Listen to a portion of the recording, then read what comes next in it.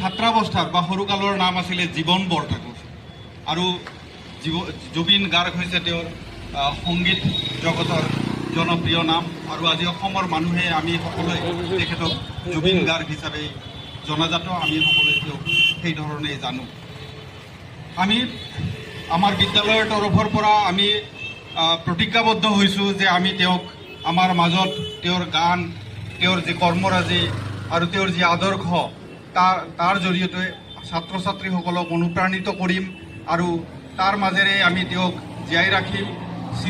চিৰযুগমীয়া আমি কৰিবলৈ চেষ্টা কৰিম আৰু তেতিয়াহে আমি ভাবোঁ যে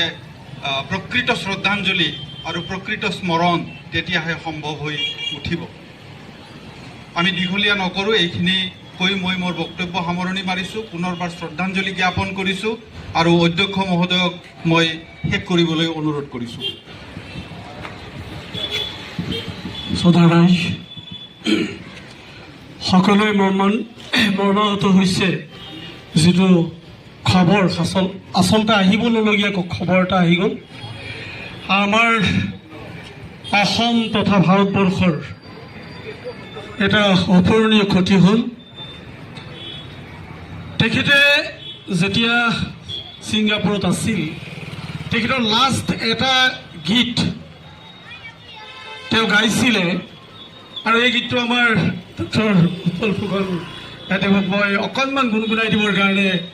আহ্বান জনাইছোঁ আৰু এইটোৱে আমাৰ আজিৰ অনুষ্ঠান সামৰণি মাৰিম মই অকণমান আপোনাৰ হেৰি কৰিছোঁ